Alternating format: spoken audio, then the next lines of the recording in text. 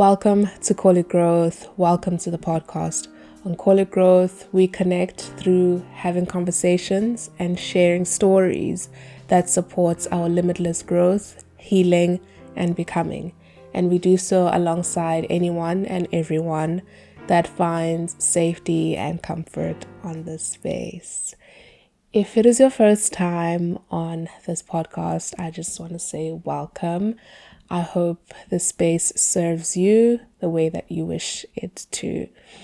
And if you've been watching a couple of videos so far, you know it's that time. Thank you, Nak, for featuring me. But thank you so much for watching all my previous episodes. And is it thank you, Nak, for featuring me? I don't know. I'm getting distracted. On today's episode, I wanted to talk about a concept that I've been toying around with so far, and that's the concept of sitting in the mess. I know it sounds super wild and perhaps a little bit uncomfortable too. And I say this because, especially for people who were raised as in the role of being young girls, you tend to, for example, myself, sitting in a mess easily can equate to laziness. It can easily speak to your character. It can easily dictate the rest of your life. It can easily imply a lot of things that you, till today, are fighting so hard to steer away from. However, for me, sitting in the mess, especially in the past few weeks, became a very necessary call to allow my body to embrace its natural desire to be still, allow my body to rest, and allow my body, in fact, create capacity for myself and my body to be in the present, right? What do I mean by sitting in the mess? So there was this video I came across on TikTok of this content creator called K Republic. She makes nice content. She's a beauty content creator. Her biggest thing is perfumes, like scents. So she gives a lot of advice on like perfumes and scents. She's also getting into fashion now and making her own clothes, which is super cool. She made a video about how one of the practices that she has brought into her life is that she never goes to bed without washing the dishes. And I said, you're calling me out right now. She was calling me out because some of the things that content creators, or some of the practices that they live by in their lives, are things that for me are very close to impossible. I'm not saying that it's something I refuse to do. I'm saying that I have become conscious of where the limits of my functioning can extend to without running me into burnout very quickly, right?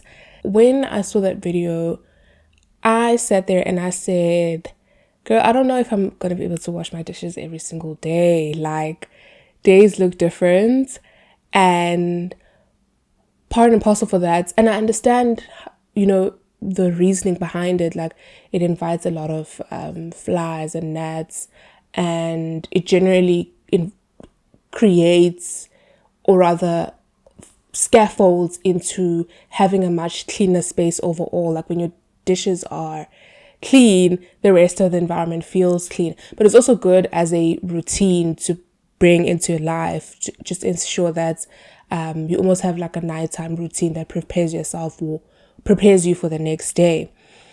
I said, I don't think that is possible. And I felt really bad in that moment about knowing that it's something I would never be able to accomplish for myself, purely because, like, one, I sometimes just really have to think a lot about keeping myself alive in other ways, that the concept of washing dishes for me is not priority.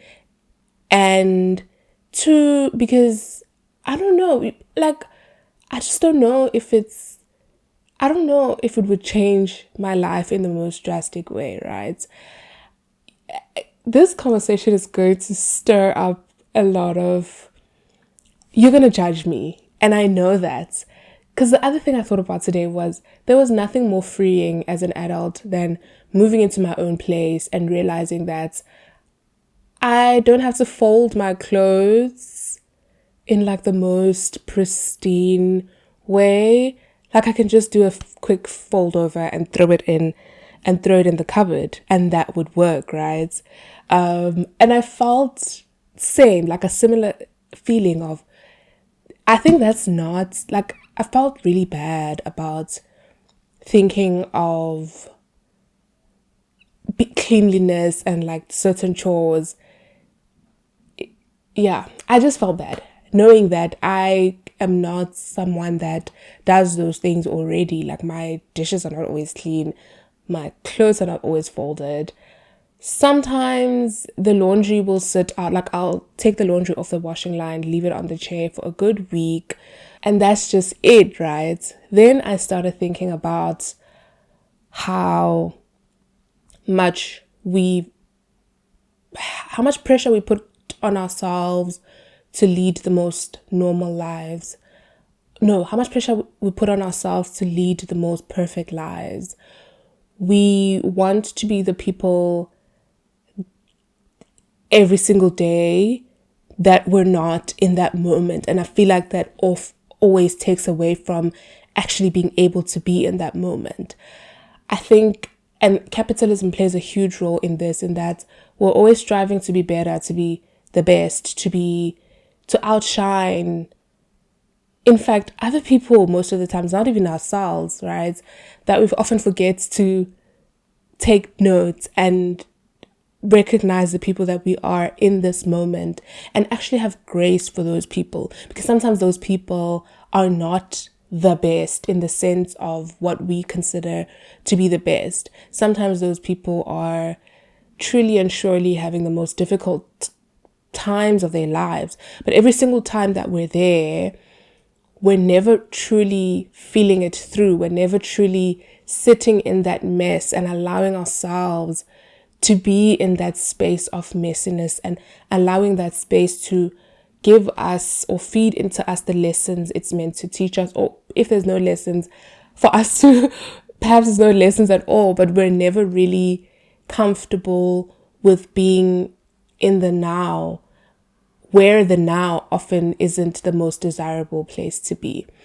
So for me, sitting in the mess really truly means that at any given point where my body, my mind, my state of being does not live up to a version of myself that I consider better, that I don't punish myself for that, right? I don't villainize myself, because at the end of the day, I'm only human. I just want to talk a little bit about where this comes from and why for me, it's something I'm really trying to break free from, punishing myself for not being in the best place possible, right? Going back to the concept of like folding your clothes.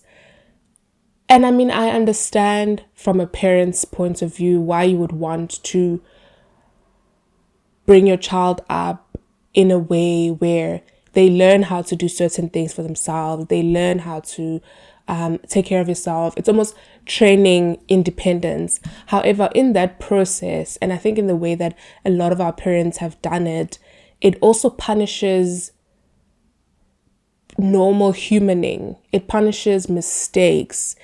It punishes imperfections, right?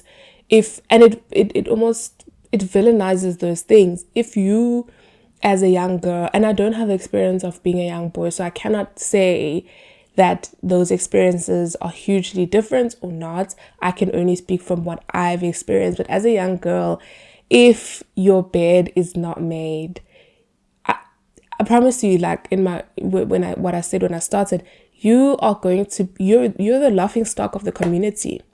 you have failed your family. And never mind, I'm so sorry to say this, but never mind the drunk uncles and the people that do other things to bring actual shame to the family. Through not doing your bed, you have committed the biggest crime there ever was, right? The weight of not doing something so, and hear me correctly, like walk with me here. I'm not saying that you should be allowed to not make your bed. I'm saying that on the days where you don't do it, through various reasons, like for various reasons, you're tired, you're planning to go back into bed, you're planning, I don't know, maybe you forgot, or maybe you just like, there's a lot of reasons why you wouldn't do such a thing. But by the mere fact that on that particular day you did not do it, you would feel sort of that sense of disappointment that your parents would have in you for doing something so small, or for not doing something so small, and in my mind so meaningless. It's a normal part of daily hygiene, I get it, but I don't think in the way, like I get that making your bed is a normal part of your daily hygiene, but if we really, really, really think about it, could you just sit in your bed? I think you could, and you would survive, and there would not be a worldwide disaster or a catastrophe over the fact that your bed is not made. That's just my opinion. People have you make your bed because it is in the training, and for some people it helps you to start the day. Like once you've done that, the rest of your day you don't feel sluggish. I think there are scientific reasons behind that as well, I'm not sure, but the result of not doing it for me has never ever outweighed the impact of doing it, if that makes sense. And the result being punishment, and the impact being a neat space.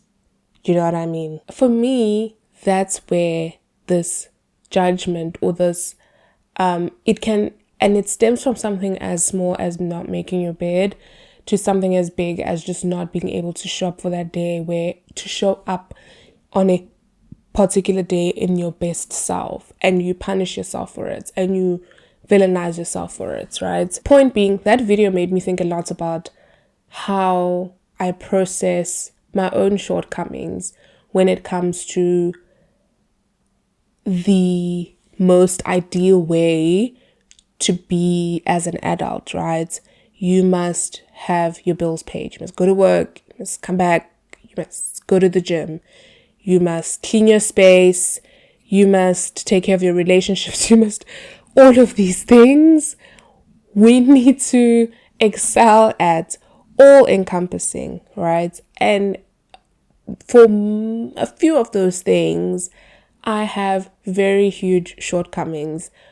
And when I think about and process these things, instead of acknowledging that there are reasons, valid reasons why I struggle to have all my stuff in order, and I struggle to show up in the best way possible as a friend, and I struggle to, you know what I mean? I never think of it as that being okay, and to allow myself to meet myself there, right? To allow myself to say, on this particular day, I don't have the capacity to make my bed. How do I proceed and have a day without having done this one thing? And this one thing, making your bed, holds so much weight to it because it is defining of my character.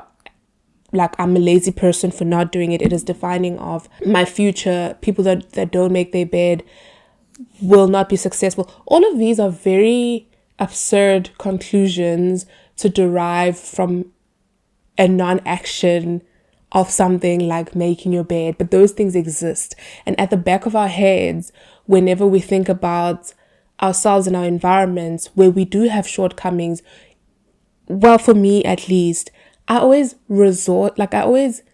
gravitates towards that way of thinking, right?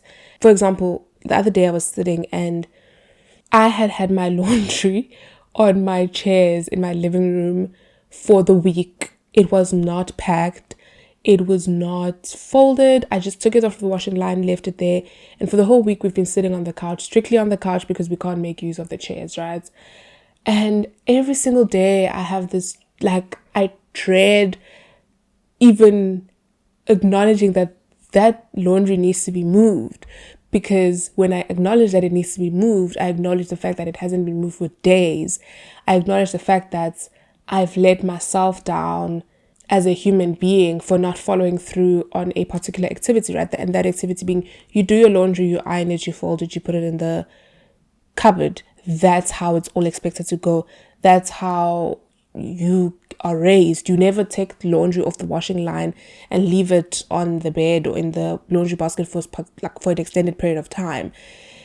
Doing that in the, like, getting your laundry, washing it, putting it in, or ironing it, folding it, putting it in the cupboard, typically equates to a higher level or a heightened sense of being when we think of ourselves against other people, and we were to rank ourselves as people that fold their laundry after washing it and people that don't fold their laundry after washing it.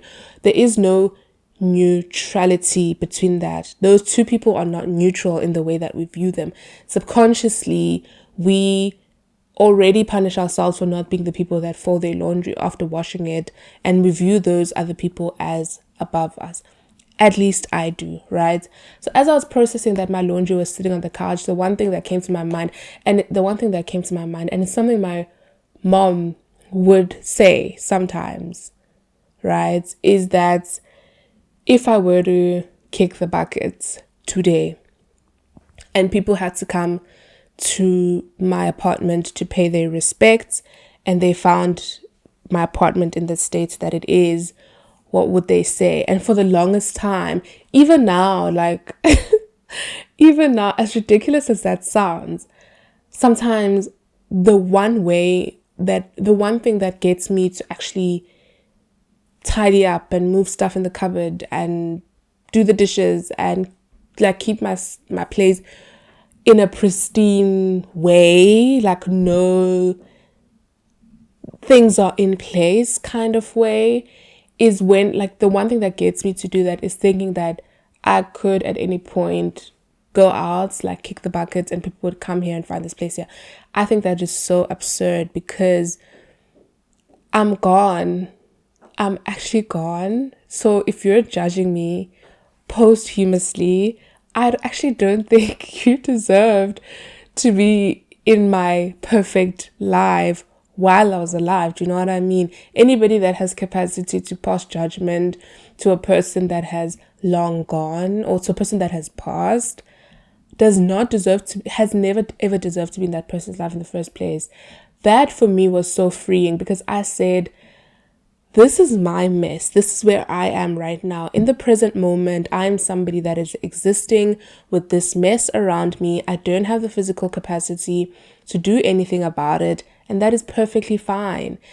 Nothing in the world is going to go incorrectly.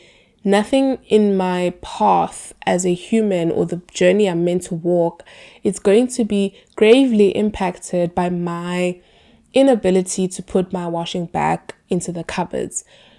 It might take time from a particular day where I would have otherwise done that, doing something productive.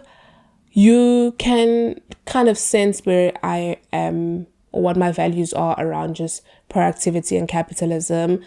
Yeah, when I get to do it is when I do it, and that is perfectly okay. And I'm embracing my body's desire to be still, to be distracted from this laundry, and in fact, perhaps not even a desire, but my inability to do anything about this laundry that's sitting there. And that's perfectly okay. That is me exercising grace for myself. That is me opening capacity for myself to be a human. That is me, in fact, challenging this expectation that I need to show up at 100% every single day. I need to be almost this machine that, well-oiled machine that can start things and take them to the end line with the utmost perfection. I think that expectation, while for other people may be possible, I've had to be honest with myself that it is not. And that's perfectly fine, right? That's something I'm learning so much about, is that whatever I am not doing when I'm meant to be doing in order to pose as a fully fledged functional human is okay. Like, it's perfectly okay. Life is so short. Life is so short for me to be taking away life is so short for me to be passing so much judgment onto myself for these small things. In fact, life is so short to be passing judgment to myself, period. People already do enough of that. I don't need to be contributing to that at all. While I was thinking a lot about how to sit in the mess and how to be present in imperfection and how to continue looking forward to the next day and living, right, my life while things are the way that they are. I'm not going to say messy, but things are the way that they are. There was a lot of good energies coming my way. I don't know, it might sound a bit weird if you're not a person that believes in like signs and whatnot, but I came across a tweet. It's not a tweet, I don't know what we call it now, but a post online. Someone had shared a screenshot of that post, right? So I'm going to read what this post, it feels like the older days where I used to find something, like it feels like the older days where I used to grab a piece of content from the internet, read it, and then we kind of talk about what that means for us. But this post is by Astro Bay at Hood Healer. Love that so much. And it says, I don't think people have the capacity and attention for the relationship and friendships that they say they desire, because at the core, they don't have capacity for themselves. Everyone is so preoccupied with who they're trying to become, what they're striving to achieve, or how they want to be perceived, that they rarely take a moment to honor where they are right now. If you can't be present to witness your own life as it unfolds, you won't have the skill or the emotional bandwidth to truly be present for anyone else. Too many people only pause long enough to notice their lives when they're in crisis or when they need help. They only reach for connection when they're depleted, never realizing that the quality of their relationships is inextricably linked to the quality of their relationships with themselves. Companionship requires self-awareness. Support requires presence. Don't agree with everything that's being said, but with the aspect of the more present we are with ourselves and the more we meet ourselves in our own mess, the more we create capacity and space for others to meet us there as well. When there's also, so I'm chronically online, I think we can tell. There's also this other TikTok creator that I came across, and she basically says that if you procrastinated for 5 hours today, plan to procrastinate for 5 hours tomorrow, right? If you did something today that was not according to the plan or wasn't as in, the most desirable way possible, plan to do that thing tomorrow. And I think what this does is it normalizes imperfections. It normalizes you train yourself to not gravitate towards self-punishment and towards self-acceptance, right?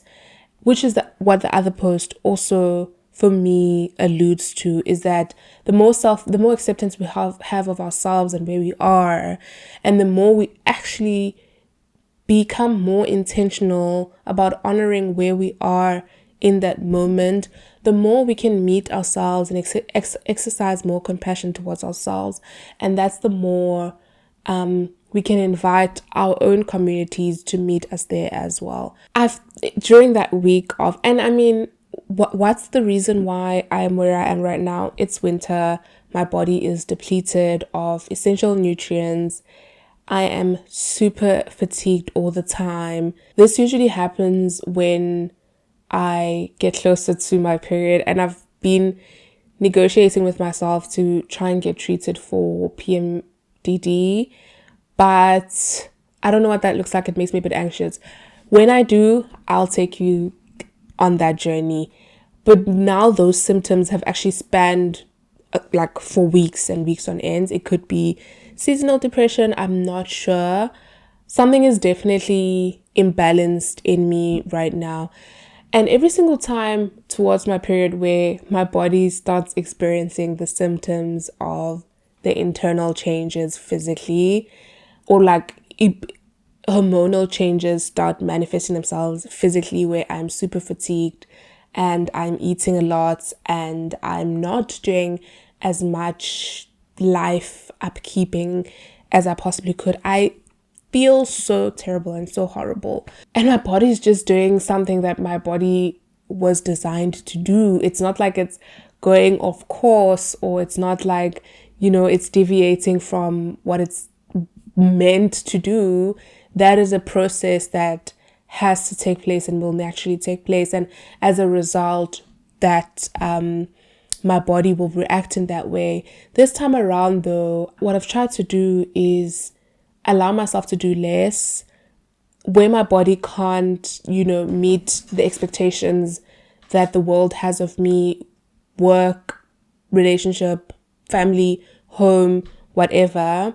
I make peace with the fact that those are things that I won't be doing in that time. Speaking of making peace, I went to the gym this other day and bumped into a physical trainer, and we chat a little bit, right? So she asked me how training is going. I'm like, oh my gosh, I've been so tired. We've barely been able to come to the gym. And she said, well, your body probably also needs rest, I don't know why you're feeling bad. You did nothing wrong. Your body will get to a point where it needs rest, and you need to rest. It's just that. There's nothing, you don't need to make and I said, because I was like, sometimes, because she was like, sometimes you won't come to the gym, and that's okay. And I was like, yeah, you've got to make peace with it. She's like, there's no peace to make. There's nothing you've done that was wrong. And I was like, come through, universe, because this is now the third, if not fourth sign I've been receiving after making the conscious decision that I'll be sitting in the mess, that is validating and affirming that that is exactly what I'm meant to be doing, right? It's meeting myself there, really. And then when you do come back, and when I went back to the gym, I was super strong. I even hit my max on that day after having a rest period of about a week, which is not life-changing, but I punished myself so much. I was like, I've gained all the weight. I've lost all my muscle density at this stage. But I didn't. I actually came back a lot stronger, which is testament to exactly the reason why you should be sitting in the mess and be present in who you are in that moment.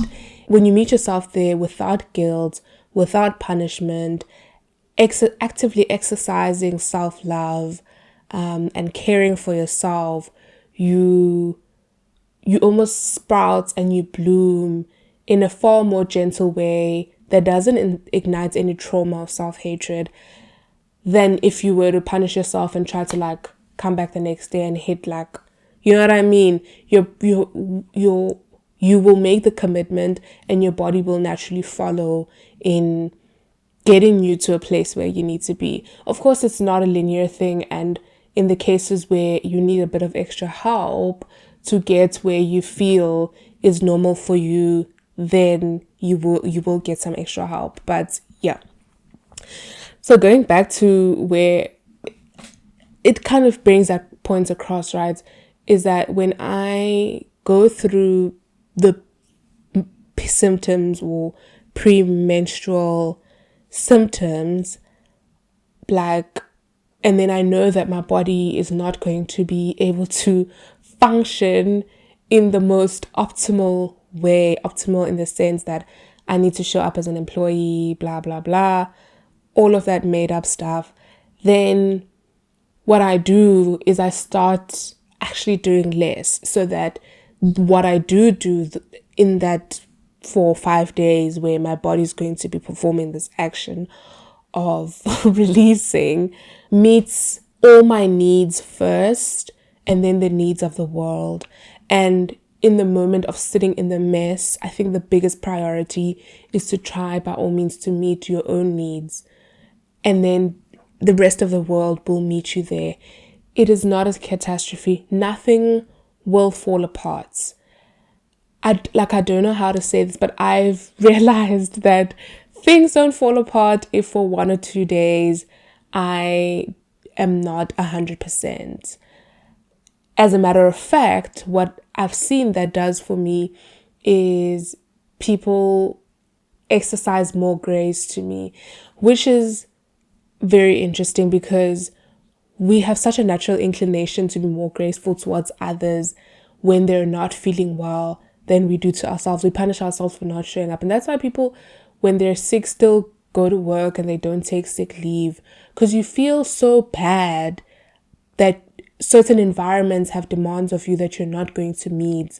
And going back to the demand of making your bed, you feel like an absolute failure when, as a matter of fact, you're not. Your body is just in need of you slowing things down a little bit, allowing things to unfold as they will around you, being present in that and acknowledging that, and then being able to garner the strength, the healing, the processing, whatever it is that you need. And only you will know what you need. And that's why you need to be, oh girl, that's why you need to be present in that moment to truly, truly understand your needs in that moment, so that you meet them and you can invite those around you to meet them as well, right?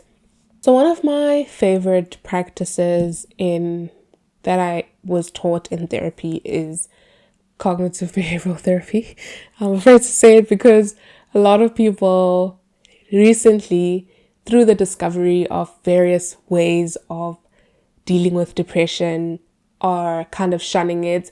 I think it's a good tool to have in your basket of tools, especially if you're new to therapy, you haven't explored other ways, you've kind of been free flowing in this world. It's good to know, but what I do agree with people saying it's not the best. But my point is that it teaches you about how your behaviors and actions are interlinked. And so how I was taught is through this triangle, right? Of when something does trigger me, don't react immediately. Go to this point where I think about how it feels. I forgot, this was years ago. Think about how it feels, and then I process what is it about me that triggers me, and then I react, something like that. But the principle there is mindfulness, right? And being present in the moment. And while learning about CBT, my therapist and I went through a mindfulness exercise and basically taught me how to meditate mindfully. And through mindful meditation, maybe my favorite thing is mindfulness rather than CBT, but it was in the same session, so in my head they are connected. But through mindful meditation, what you do is they take you, well, your therapist or you can take yourself through a mindfulness exercise, and you learn. What you do is you pay attention to different parts of your body, you breathe through them, you think about different things and you breathe through them. But the one thing you should try and avoid to do is to change things, right? You take note of things, then you don't act on anything. So if you feel an itch or something, you don't change it, right? But the most wild thing about that is the moment someone says don't do anything about it, you you immediately start wanting to scratch yourself. I promise you, I don't know what the theory behind it is, but when you are invited to be more present, you almost have a stronger desire to want to change things. Going back to what that post was talking about, how we're striving for the next best thing, we're striving for, and that striving for is this constant need to change what's around us, to put things back in their place, to wash the dishes, to do this, to like we want to do so many things to avoid almost being in the now and not having to shift a thing. And one thing I've started doing, and I truly, truly, truly enjoy, which I'm going to talk about the things that I am starting to do to allow myself to sit in the mess, is that I've prioritized Fridays for like proper unwinding. Like for me, that is a practice I absolutely need to have in order to create the separation from work and my personal life. And what that may entail is I will actively, intentionally pour myself a glass of wine. That's when I cook a good meal. Like I'm trying out a new recipe on a Friday evening. I am, do you know what I mean? I'm listening to music, and that almost becomes this reminder to me of everything that is around me. I don't know. It's like a little glamorizing your life kind of moment. But what it does for me is it encourages being present while I'm cooking. I try not to be on my phone. I try to play music. I try to be intentional about my playlist, music that almost carries themes of gratitude and love and care. And, I try to, and I find that through that, I have become more accepting and appreciative of my little tiny apartment. Like, there was a time when I was always thinking, oh my gosh, my apartment doesn't look like it doesn't look a certain way. But now I feel more at home. Like, I feel like this is my now home. It might change at some point, but while I am here, sure, like, it's actually not the most, it's a good place to be in. It's good for my mental health. It's good. It's got everything I need. I actually don't need to ask for more, right? So mindfulness and challenging our desire, or this like an internal fight within us to want to change things. So things that I'm doing to stay in the mess and to allow other people to meet me here, right, is one, letting myself have days where my bed is not made.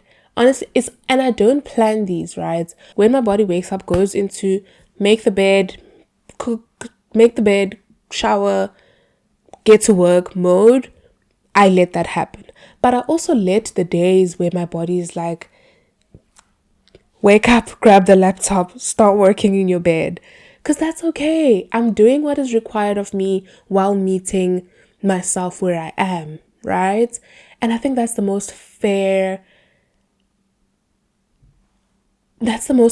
way to treat myself. With kids, right? When I was thinking of this, I was like, we have so much grace that we extend to children, especially with the gentle parenting concept, which I'm here for it. When a child says they want to eat in the bathtub, the parents are no longer fighting the kids like, hey, you need to. No, they bring the food to the bathtub to meet the child where they are.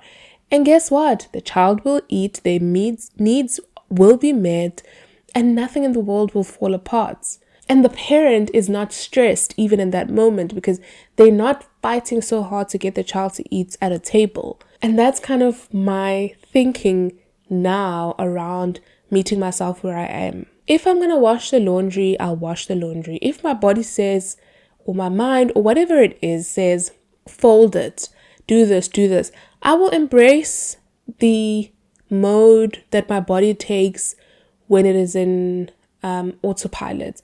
I'll also embrace the mode that my body takes when it is not. It's also knowing that those days will happen. It's also knowing that when they do happen, they don't affect and they're not defining of the person that you are. Nothing, absolutely nothing in the world gets affected. But the more you resist it and the more you punish yourself for it, you open up this portal of negative energy and negative space that even when you do rest, you feel so bad for resting, you actually don't get the rest that you need. Then you're still tired after that, right? So the one thing I'm doing is being more mindful and questioning where my desire to change things around me comes from. If it comes from feeling like my mom will judge me, I'm not doing anything about it because unfortunately this is not her house. I'm so sorry to my mom. I love you so much, but it's not her house and I can do what I want to do, and that's the most beautiful thing about having your own independence. And shout out to them for teaching us all of these things that allowed us to be independent. But now it's my time, babes, and it's not happening. If it's coming from feeling like the world will judge me or my friends or whoever, then so be it. If they cannot meet me where I am, I don't know if they actually deserve to be in my life. If you can't have me at my worst, you don't deserve me at my best, said a famous philosopher. So those are the things that's what I'm doing, is being more mindful, questioning where my desire to change the things around me comes from, and not equating those things to laziness or telling of my character, because they don't. I also try not to make a catastrophe out of bad days. I try not to be like, oh my gosh, things are falling apart because I'm having 1 or 2 or 3 bad days. And I know that now I try to remind myself that if it gets to a week of bad days, still don't make a catastrophe around about it. Reach out to my supports. My partner is someone that always knows that I'm not grand. What I've tried doing as well is just telling my mom, like actually being upfront and be like, hey girl, I'm not 100. And she'll share a Bible quote or something, but she will try to actually support me, as opposed to not knowing and actually still requiring the same things from me as a daughter that she would any other time. You know what I mean? And now I have this pressure to show up for her as a daughter when I'm not doing well. So now I say, she'll greet, I'll be like, hey girl, how are you? She'll tell me what she's doing or how she's doing, and then I'll say, I'm also not grand. And then we both sit in our mess and we do our best to support each other. And then days later we check in and then we find that we're doing better. And then the other thing is doing things that make me feel more present. For example, the cooking on a Friday. It really, really grounds me, makes me feel like this is here, this is now, I am here. There's something about work and like the whole hustle of it all that takes away how much we're able to sit in the moment and actually recognize everything around us. So what I do is I actually put time into creating moments that remind me of where I am. I absolutely love the water. Winter is taking that away from me and I'm so upset about that. But I love being by the water and by the beach, and when the warmer seasons come up, I mean, I don't stay too far from the beach. I have been making an effort to be outside. I will continue to make an effort to actually go to the beach, feel the sand on my feet and feel the water, and remind myself of being there now, in order to bring myself back from where my mind will go to, you know what I mean? And also the other thing, truly and surely, professional help. I may not be the one to speak because I might not be doing too well in terms of reaching out to my therapist, but I have the intentions to, and I have the intentions to also discuss ways in which therapy can be less about trying to fix, but more about being in that moment and actually knowing how to navigate those moments, if that makes sense. So I do have the intentions to do that. It's not something I'm doing well with, but it's in my to-do list of things that I need to still get. There's so many things to do. That's another thing. And it's overwhelming for a girl like me. But yeah, this is the conversation today. The conversation. Listen, if you have listened to this video and you feel like, damn girl, you are lazy, unhygienic, and I say, okay, and